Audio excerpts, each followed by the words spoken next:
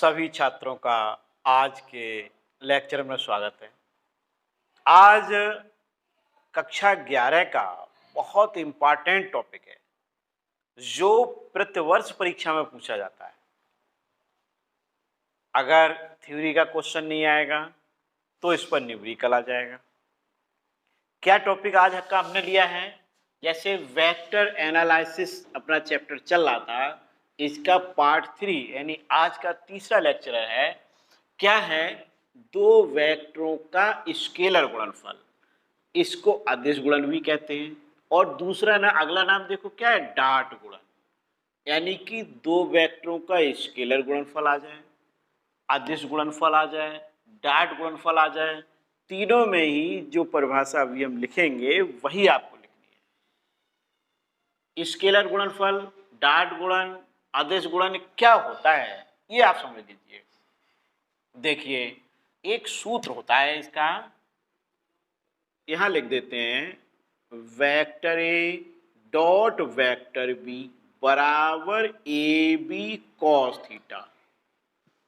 Vector A dot vector B, इसको कहते हैं दो वेक्टरों का स्केलर गुणनफल या अदिश गुणनफल या कह दो डॉट गुणनफल।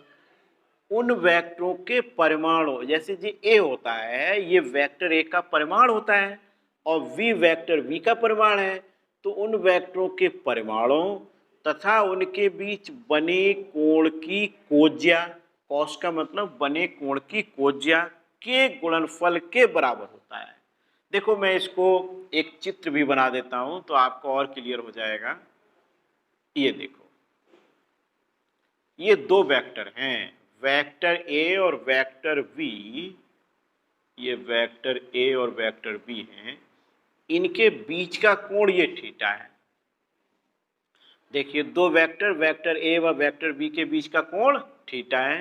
तो दो वेक्टरों का स्केलर गुणनफल उन वेक्टरों के परिमाणों तथा उनके बीच बने कोण की कोज्या के गुणनफल के बराबर होता है।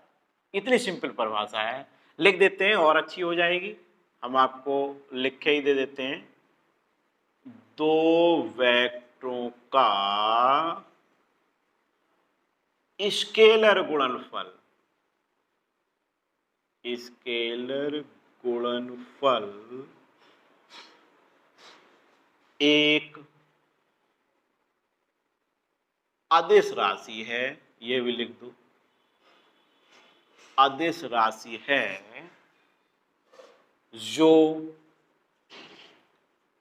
उन वेक्टरों के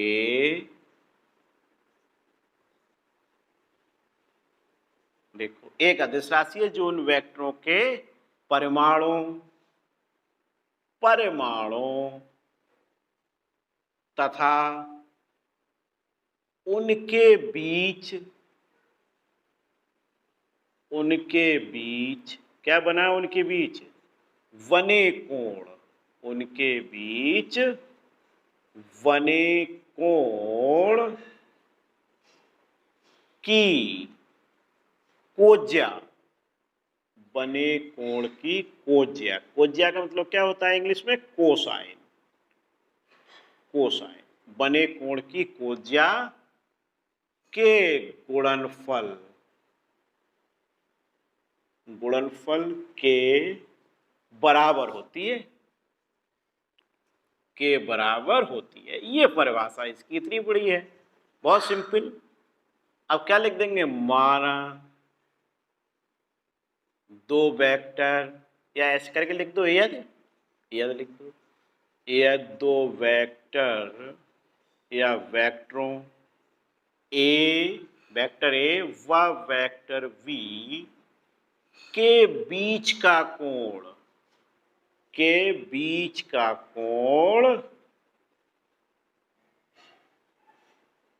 क्या हो, थीटा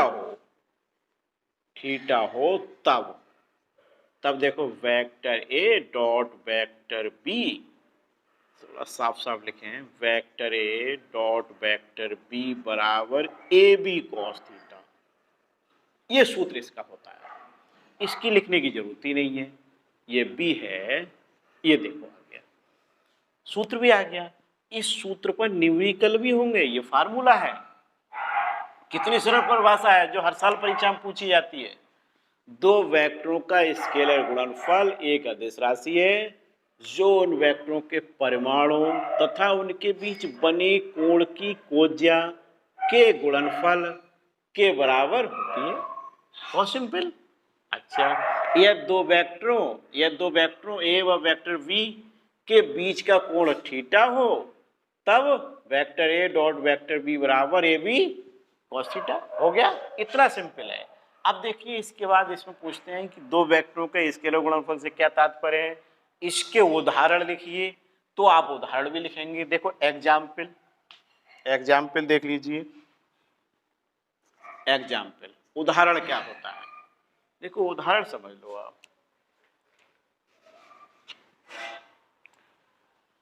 ये एक गुटका है या कोई पिंड मान लो। क्षैतिज तल पर एक पिंड रखा गया है। ये क्षैतिज तल है और क्षैतिज तल पर एक पिंड रखा गया है और पिंड पर क्षैतिज से, ये क्षैतिज होता है, क्षैतिज से थीटा कोण बनाते हुए बल F लगाया जाता है। तो पिंड d दूरी विस्थापित हो जाता है, यानी विस्थापित कितना हो जाता है d। देखो पिंड वहां से विस्थापित होके ये आ गया, ये देखो यहां तक आ जाता है। ये देखो ये आ जाता है, यहां आ गया। अच्छा, ये इधर को क्षैतिज में क्या लेते हैं, F cos थीटा, और अगर लंबवत लिखते हैं इधर तो क्या आता है F sin theta, F cos theta. अब देखो लैंग्वेज क्या होगी, माना एक गुटका या एक पिंड क्षैतिज तल पर चलने के लिए स्वतंत्र है। गुटके पर क्षैतिज से थीटा कोण बनाते हुए बल F लगाया जाता है। तो गुटके में विस्थापन कितना हो जाता है d। तब किया गया कार्य। लैंग्वेज लिख लो। माना उदाहरण नंबर 1 है ये, ठीक। माना एक गुटका या एक पिंड लिख देते हैं। माना एक पिंड क्षैतिज तल पर चलने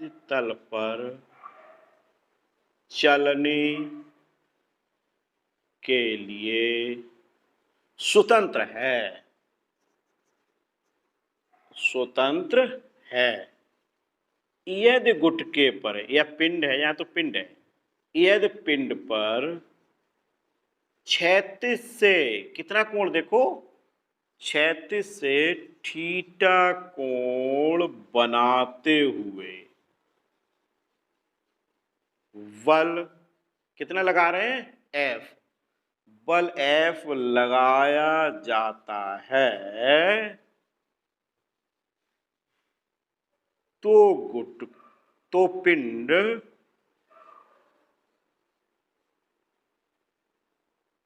D, ये D दूरी विस्थापित हो जाता है, विस्थापित हो जाता है। तब किया गया कार्य,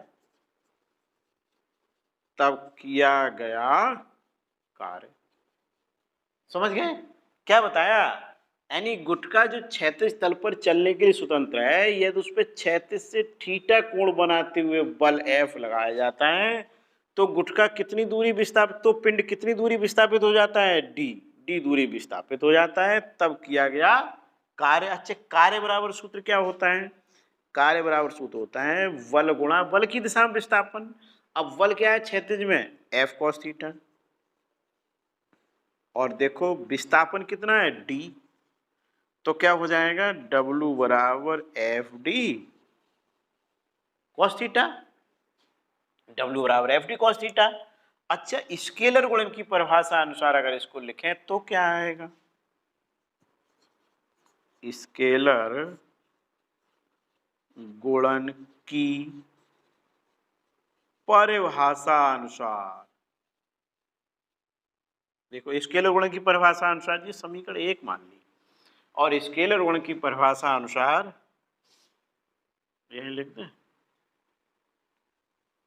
देखो एक लाइन और लिख दो, vector F dot vector D बराबर एफ डी कॉस थीटा। समीकरण नंबर 2। समीकरण 1 व 2 की तुलना कर दो, समीकरण 1 व 2 से, यानी समीकरण 1 व 2 से तुलना करेंगे तो देखो क्या आ जाएगा, W बराबर vector F dot vector D, ये आ जाएगा। आ गया, एग्जाम्पल आ गया। तो इतना पूछा जाता है, यानी दो वेक्टरों के स्केलर गुणनफल से क्या समझते हो, इसका उदाहरण भी दीजिए। तो ये उदाहरण आप समझ गए, इस पे न्यूमेरिकल होंगे, इसलिए हमने पूरी डिटेल में बताया है। क्या एक गुटका क्षैतिज तल पर चलने के लिए स्वतंत्र है, यदि गुटके पर क्षैतिज से थीटा कोण बनाते हुए बल F लगाया जाता है तो गुटका d दूरी विस्थापित हो जाता है, तब किया गया कार्य बराबर बल गुणा विस्थापन। और स्केलर गुणन की परिभाषा अनुसार जैसे ये लिखा है ना, vector A dot vector B बराबर ए बी कॉस थीटा, या vector F dot vector D बराबर क्या लिख सकते हो, एफ डी कॉस थीटा। इन दोनों की तुलना कर दी, आ गया। अब देखो एग्जाम्पल नंबर दूसरा, एक एग्जाम्पल और बताते हैं हम आपको, एक एग्जाम्पल यहाँ बता देते हैं। एग्जाम्पल नंबर 2 देखो, यदि किसी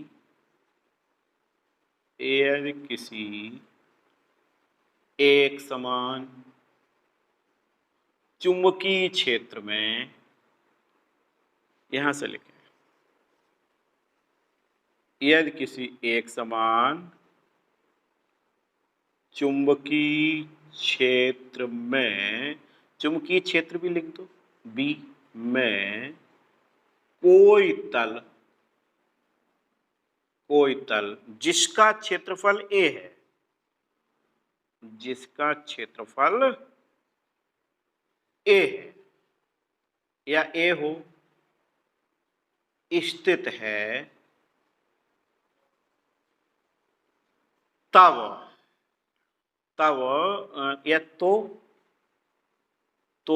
तल से बद्ध चुंबकीय फ्लक्स, ये चुंबकीय फ्लक्स है, चुंबकीय फ्लक्स, सूत्र फाई बराबर वी डॉट ए, ये फाई बराबर vector V dot vector A, इसको फाई बराबर बी ए कॉस थीटा भी लिख सकते हैं। जैसे यहाँ पर आपने लिखा ये इसको हम एफ डी कॉस थीटा भी लिख सकते हैं, जैसे लिखा गया है जी, नहीं एफ डी कॉस थीटा, ऐसे ही इसको भी लिख सकते हैं, फाई बराबर vector V dot vector A, यानी फाई बराबर बी ए कॉस थीटा। तो हमने दो एग्जाम्पल बता दिए। अब देखो परिभाषा हो गई, एग्जाम्पल हो गए, अब हम इसके गुण बताएंगे। आप अब इसके गुण देख लो, गुण क्या होते हैं, जैसे सूत्र पर आधारित बताएंगे, गुण भी बहुत जल्दी याद हो जाएंगे। Vector A dot vector B बराबर ए बी कॉस थीटा, ये सूत्र भी पढ़ा था, vector A dot vector B बराबर ए बी कॉस थीटा। इसमें देखो अगर थीटा 0 हो, थीटा 90 डिग्री हो, तब क्या होगा, जैसे लिखा है दो परस्पर लंबवत वेक्टरों का स्केलर गुणनफल 0 होता है। ये गुण लिखे हैं हमने, इसकी प्रॉपर्टीज लिखी है। क्या, प्रॉपर्टीज ऑफ स्केलर प्रोडक्ट, यानी स्केलर गुणनफल के गुण। परिभाषा बताई, दो उदाहरण बताए। अब देखो चार गुण भी आपको बताए देते हैं। ये बहुत अच्छे गुण हैं, गुण तो और भी हैं, लेकिन चार पे ही ज्यादातर न्यूमेरिकल है। क्या है, दो परस्पर लंबवत वेक्टरों का स्केलर गुणनफल 0 होता है। परस्पर लंबवत का मतलब थीटा बराबर क्या होगा, 90 डिग्री, ये तब यानी ये थीटा बराबर कितना है, 90 डिग्री, तब vector A dot vector B बराबर ए बी कॉस 90, और कॉस 90 की वैल्यू क्या होती है, 0, तो cos 90 की वैल्यू 0, तो सब पूरा क्या आ जाएगा, 0, यानी vector A dot vector B बराबर 0। यही तो लिखा है आपने, दो परस्पर लंबवत वेक्टरों का स्केलर गुणनफल 0 होता है। रटना नहीं है, इनको समझ लेना, बहुत जल्दी समझ में आ जाएंगे। किसी वेक्टर का उसी वेक्टर से स्केलर गुणनफल उस वेक्टर के परिमाण के वर्ग के बराबर होता है। क्या मतलब है, जैसे वेक्टर ए है, इसका उसी वेक्टर से लिखा है ना, उसी वेक्टर से, तो उसी वेक्टर का मतलब वेक्टर ए से स्केलर गुणनफल उनके परिमाण के वर्ग के, परिमाण के वर्ग का मतलब ए स्क्वायर बराबर होता है। ये कैसे होता है ये मैं आपको बता देता हूँ। जैसे vector A dot vector A बराबर लिखेंगे ए कॉस थीटा। कॉस थीटा का मतलब यहाँ 0 होता है। जब उसी वेक्टर से स्केलर गुणनफल हो तो थीटा 0, तो ये ए स्क्वायर हो गया, यानी कॉस 0 की वैल्यू क्या होती है 1, तो कॉस 0 की वैल्यू 1, उससे ये आ गया। लेकिन आपको केवल ये से काम चल जाएगा, यानी किसी वेक्टर का उसी वेक्टर से स्केलर गुणनफल उसके परिमाण के वर्ग के बराबर होता है। क्लियर? दो समांतर वेक्टरों का स्केलर गुणनफल उनके परिमाणों के गुणनफल के बराबर होता है।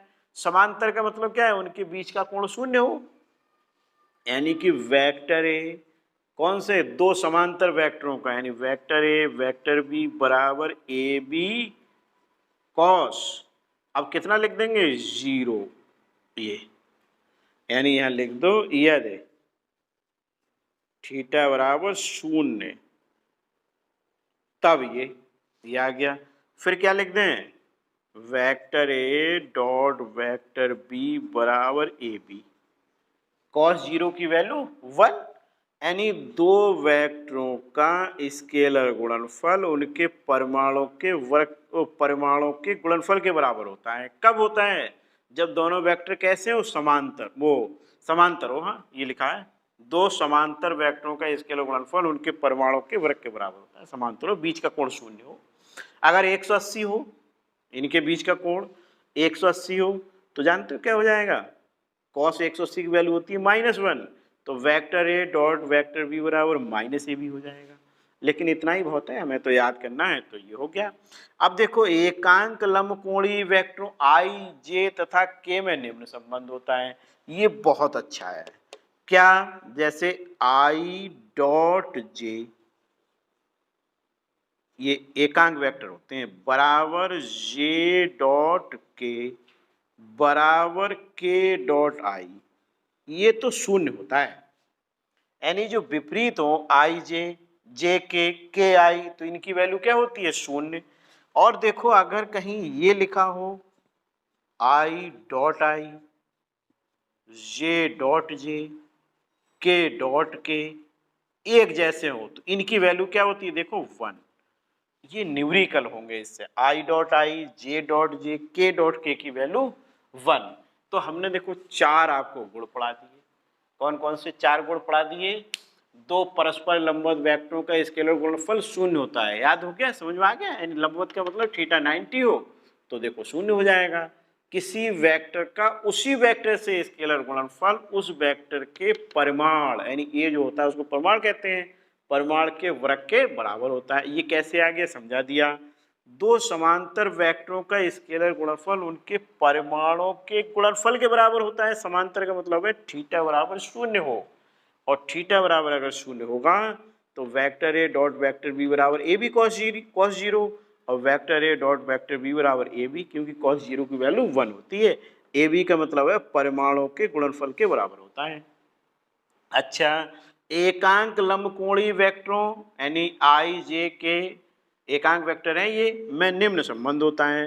देखो एकांक वेक्टर आई डॉट जे, यानी एकांक वेक्टर है सभी, कैप जो लगा होता है उसे एकांक वेक्टर कहते हैं। आपने पढ़ा था, हमने एकांक वेक्टर की परिभाषा इससे पहले आपको पढ़ाई भी थी। जैसे ए है, ए के ऊपर वेक्टर लगाया तब तो पढ़ेंगे वेक्टर ए, और ए के ऊपर अगर कैप लगाया तो क्या पढ़ेंगे? एकांक वेक्टर। एकांक वेक्टर ए है ये। अच्छा, तो ये गुण हो गए। अब इस पर आधारित हम न्यूमेरिकल कराएंगे। इससे पहले अभी जैसे दो वेक्टरों का स्केलर गुणनफल है, इससे आगे और लेके आएंगे दो वेक्टरों का, जैसे यहाँ पर क्या अदिश फिर लाएंगे सदिश, ये सदिश गुणन होगा, और यहाँ डॉट है वो क्रॉस गुणन होगा, यानी वेक्टर गुणनफल आगे इसके बाद। वो भी टॉपिक बहुत अच्छा है, इसको तैयार करेंगे और इस पर आधारित न्यूमेरिकल बहुत ज़्यादा परीक्षा में पूछा जाता है। ठीक से तैयार कर लेंगे। मुझे पूर्ण विश्वास है कि आपको 100% याद हो जाएगा। एक बार आप सही से वीडियो देख लेंगे तुरंत तैयार हो जाएगा। ओके।